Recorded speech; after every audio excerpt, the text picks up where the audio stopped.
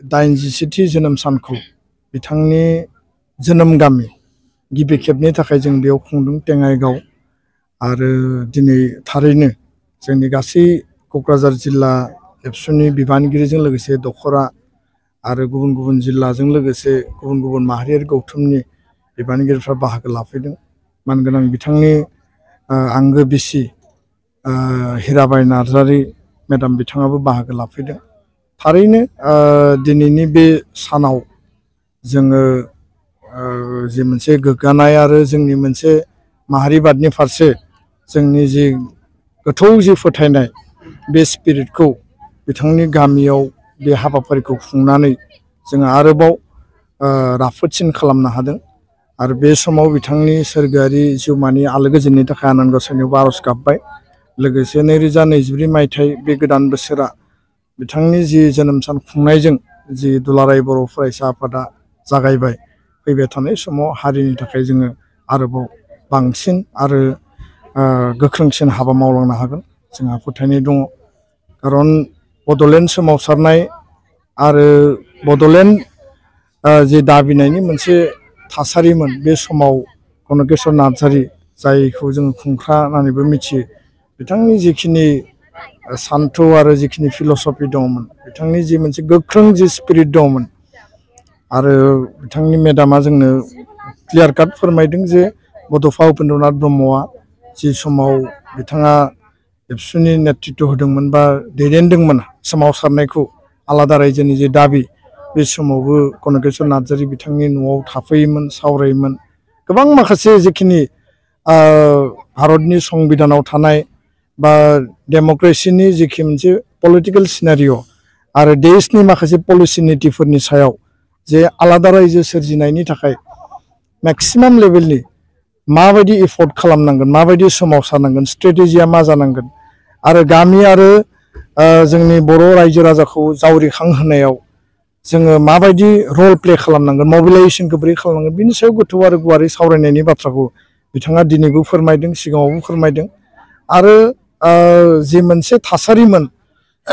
माने बैसो जानाय उन्दै गथ'फोरानो जा लाइमोन सेंग्रा सिख्लायानो जा आलादा रायजो बड'लेण्ड बा बड'लेण्डनि दाबि होनना बुङोब्ला बै समाव बयनिबो जि माने गोसो आरो मोदोम मेलेम गोदौखाङोमोन बा जोंनि सानस्रि आरो सान्थौआ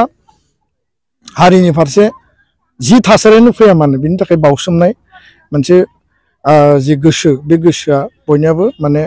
क्लियारमोन। दा बेखायनो जाय नंगुबै हिर' जि गणकेश्वर नार्जारी आरो बिथाङा सासे जोंनि हारिनि गेदेमा दैदेनगिरि आरो गोबां थासारि बिथाङा नेवसिबोदों गोबां थासारि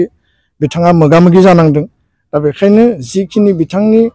मावलांनाय आरो होलांनाय मोजां जायफोर गुन आरो लामा दिन्थिलांनाय जिफोर आदर्शफोर दङ जिखिनि थांखि बिथांनि जिखिनि एजेन्डाफोर दङमोन बेखौ जोङो इयुनाव मावफुंनांगोन। दिनै जों एसे थेलेबलेब खुंदों फैगोन बोसोराव जोङो खोब गाजा गोमजायै आरोबाव साबसिन हामसिनै जों खुंगोन। आरो 82थि गणकेश्वर नार्जारी बा खुंख्रा बिथांनि जि जोनोम सान 2025नि 2 जानुवारियाव जे जागोन बे आरो बिनिख्रुइ साबसिन जागोन। बेखायनो दिनै बयबो बाहागो लाफैबाय आरो बे गोदान बोसोराव बयखौबो बिथांनि जोनोम सान खुंनायजों जोङो फिन खेबसेबां थुलुंगा होनायजों लोगोसे जों गावबो थुलुंगा मोनदों आरो हारिनि थाखाय जों बावसोमगोन। एकर्ड इमप्लिमेन्टेसननि जिखिनि आद्रा जिखिनि दफाफोर दङ बेखौ टाइम बाउन्ड इमप्लिमेन्टेसननि थाखाय जि परिबेस जि चेलेन्जेस फैया मानो जों मावफुंनायनि थाखाय जोङो बयबो डिटारमाइन आरो बेयाव खुनु कमप्रमाइसनि बाथ्रा गैया। सिगाङावबो जोङो एखे बाथ्राखौनो बुंदों दिनैबो बुंगोन इयुनावबो बुंगोन एबसुनि माहारि दानाय आरो हारिनि थाखाय हाबा मावनाय हारिनि थामोनथा रैखाथि हारिनि माने जि मर्यादा बेखौ जाहाथे एक बिन्दुबो गाहायाव फैनो होआ बिनि थाखाय जिखिनि जोङो बेबस्था लानांगौ आरो एकर्डआ टाइम बाउन्ड इमप्लिमेन्टेसन जायोबा सिमाया क्लियारै रोखायै आबुङै गासिबो जाफुंसारनायनि उनाव समस्ति दाफुंनायनि उनाव आथिखालनि जि बिटिसि बा बिटिएडि बेखौ बिटिआर बिमुं सोलायनानै बिटिसि काउन्सिल आरो बिटिआर जि मोनसे एडमिनिस्ट्रेटिभ एरिया बेखौ हारिनि थाखाय जोङो साबना हामना खालामनो हागोन। इयुन जोलैनि थाखाय जों मजबुत मोनसे पलिटिकेल मोनसे कन्स्टिटिउसनेल आरो मोनसे डेभेलपमेन्टनि मोनसे माने थावनि हिसाबै जोङो थिक खालामनो हागोन आरो बर' कसारी काउन्सिलनि गामि सोसननाय आरो गुबुन गुबुन जेंनाफ्राबो गोख्रैनो जोबनांगौ। भारतनि नखर मन्त्रि अमित शाह बिथांनि क्लियार मोनसे कमिटमेन्ट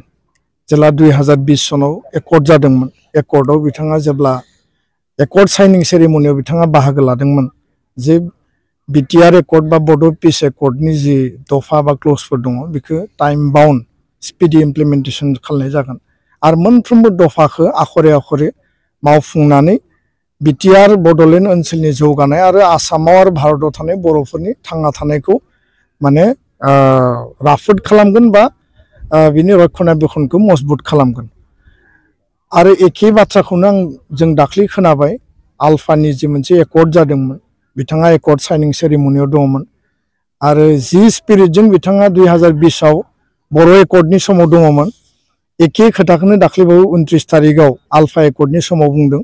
जे बेयाव फुल स्टप बेयाव जि कमा आरो एकर्डनि जिखिनि माने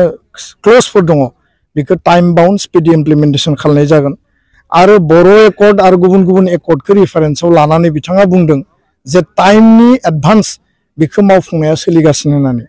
दा जोंनि अबजारभेसन जिहेतु जों एकर्ड इमप्लिमेन्टेसननि part and parcel government of India government आसामजों जोङो टाइम टु टाइम सावरायदों जोंनि प्रेसार बिल्डिंखौ जों लाखिदों आरो बिनि एक्सपिरियेन्सनिफ्राय जों बुङो जे एकर्डनि मोनफ्रोमबो दफाया अन बोर्ड माने बेयो मावफुंनायनि प्रसेसआव अलरेडि एन्ट्रि जानानै दङ माखासे जिफोर सहज आरो गोरलै